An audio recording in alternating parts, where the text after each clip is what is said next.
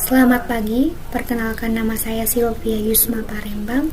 Saya berkuliah di Universitas Mulawarman, Fakultas Keguruan dan Ilmu Pendidikan, Program Studi Pendidikan Ekonomi.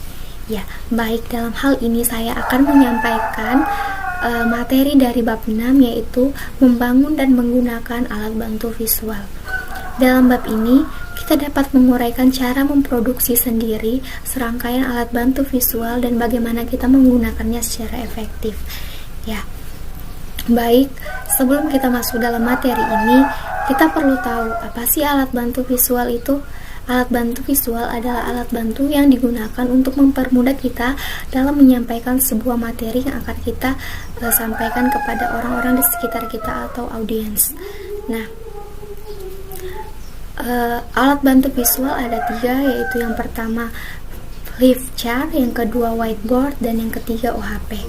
Nah, terkadang audiens dapat mengerti terlebih dahulu sebelum kita menjelaskan apa yang ingin kita sampaikan, melalui dengan audiens dapat melihat sebuah alat bantu visual ini, sehingga dia dapat mengerti lebih paham setelah kita dapat menyampaikan informasi yang akan kita berikan.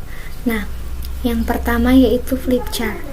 Alat bantu ini adalah kumpulan atau ringkasan skema gambar tabel yang dibukukan secara berurutan, tersusun rapi dan baik berdasarkan topik atau materi pembelajaran yang akan kita sampaikan. Contohnya, di mana kita akan melakukan presentasi melalui flip chart ini, kita dapat menuliskan atau menempelkan semua materi kita dalam flip chart ini, sehingga kita dapat memberikan informasi tersebut kepada audiens. Nah, biasanya dalam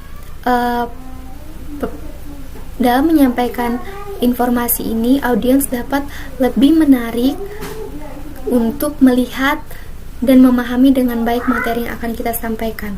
Nah, masalah utama dari metode ini, kita tidak dapat mengetahui yang akan kita sampaikan di lembar berikutnya. Karena maka dari itu kita harus lebih menghafal materi-materi apa saja, topik-topik apa saja yang akan kita sampaikan untuk kita masukkan ke dalam flip chart ini. Nah, yang kedua yaitu whiteboard. Whiteboard adalah teknik yang menggunakan papan tulis sebagai media untuk menjelaskan suatu materi, di mana metode ini banyak menggunakan jenis papan tulis yang bersifat magnetik, sehingga dapat memudahkan kita untuk merekatkan atau melepaskan materi yang akan kita sampaikan, di mana kita tidak lagi memakai penghapus jika ada yang salah untuk menghapus atau memperbaiki materi yang akan kita sampaikan ini. Nah, yang ketiga yaitu OHP. OHP adalah alat bantu yang berguna untuk kita memproyeksi media transparan ke arah layar dengan gambar yang cukup besar, sehingga melalui alat bantu ini kita dapat memberikan informasi mencakup banyak orang.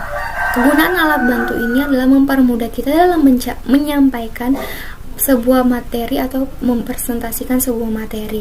Contohnya, kita menyampaikan presentasi melalui laptop yang diproyeksikan pada papan tulis atau slide yang telah disediakan. Nah, di mana di sini tentunya audiens akan lebih